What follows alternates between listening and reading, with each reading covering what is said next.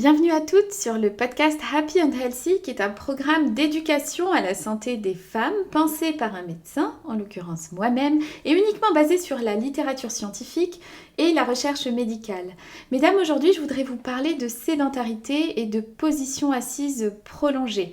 On va donc se situer dans le pilier numéro 2 du programme Happy and Healthy dont on avait parlé dans le premier épisode introductif sur la santé intégrative. Pourquoi je voudrais vous parler de ça? Parce que les dernières recherches, les dernières méta-analyses sur le sujet révèlent quelque chose de fondamental, à savoir que au-delà de 6 heures par jour passées assises, votre risque de mortalité, toutes causes confondues, est augmenté de 20%.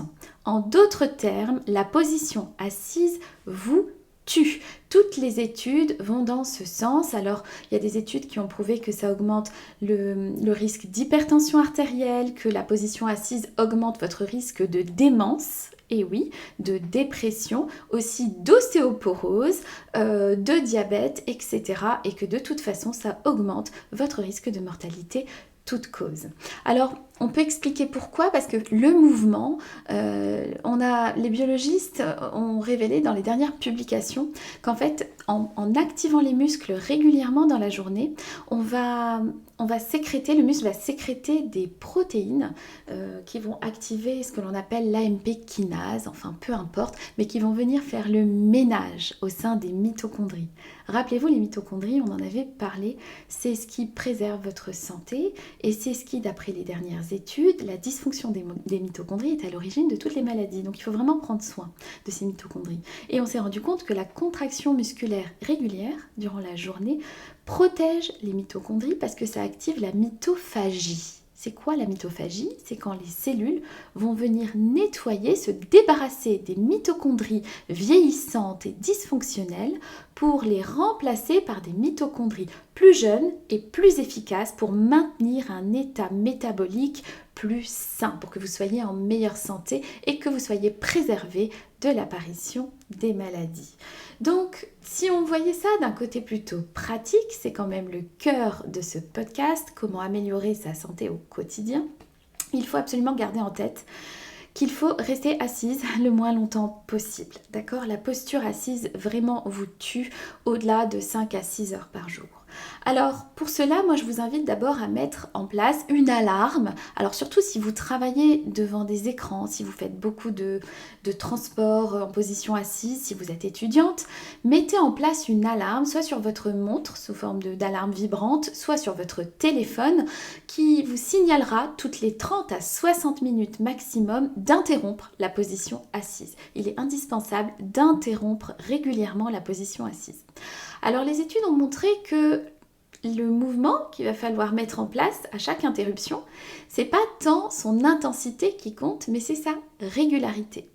3 minutes de marche suffisent. 20 squats. Les squats, c'est quand vous êtes debout, vous pliez les jambes avec les fesses en arrière comme si vous alliez vous asseoir et puis hop, vous vous relevez. Vous faites ça 20 fois, toutes les 30 minutes quand vous devez faire un travail assise longtemps et ça vous rendra de grands services, de grands bénéfices pour votre santé.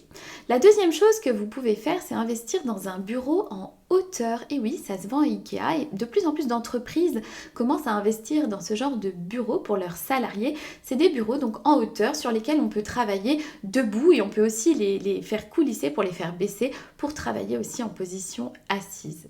Troisième conseil que je vous invite à suivre, que j'ai appliqué pour moi et que je trouve vraiment génial, c'est d'investir dans un petit tapis de marche. Alors c'est pas les gros tapis de course à pied qui sont assez chers, c'est un tapis de marche en fait, c'est beaucoup moins cher et puis c'est peu encombrant. Alors en fait c'est un tapis qui va pas très vite, qui va pas au-delà de 6 km/h.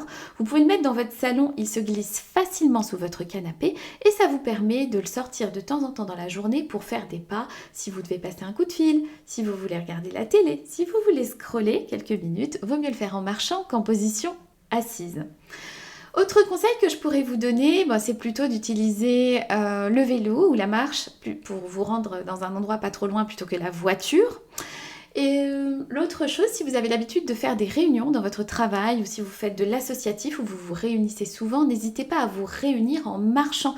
Prenez des boissons à emporter, un café à emporter et allez discuter en marchant. Ça ouvre l'esprit à des nouvelles idées et puis ça vous permet aussi d'éviter de rester assise pendant plusieurs heures. Et pareil, si vous devez voir une amie, plutôt que de vous voir autour d'un café assise, c'est tout aussi agréable de prendre une boisson à emporter et d'aller marcher. N'oubliez pas, la station assise prolongée, c'est vraiment un ennemi pour votre santé et sachez que si vous restez assise longtemps dans votre journée, en fait, le fait de faire du sport 1 heure ou 2 dans votre journée ou 3 heures dans votre semaine, ça ne compense pas les méfaits de la posture assise toute la journée. Ça ne compense pas la sédentarité. Donc à la fois, il faut se concentrer sur l'activité physique par semaine, d'accord ? D'après l'OMS, les recommandations de 2020, c'est 150 minutes d'activité physique modérée par semaine. On y reviendra dans un autre épisode. Et il faut aussi se concentrer sur sa sédentarité et venir apporter du mouvement régulier dans sa journée. Il faut absolument oublier cette idée de rester assise pendant plusieurs heures, que ce soit avec des copines, encore une fois, que ce soit pour étudier, que ce soit devant un écran d'ordinateur parce que vous avez un travail de bureau. Voilà, j'espère que vous avoir sensibilisé à cette notion de mouvement régulier, d'accord, dans la journée. Je vous invite à vous abonner au podcast qui est disponible sur toutes les plateformes de podcast et aussi sur YouTube. Vous pouvez activer aussi la cloche pour ne rater aucun épisode et puis partager à toutes celles que vous aimez. Et pour votre santé et votre silhouette, restez informés. Abonnez-vous.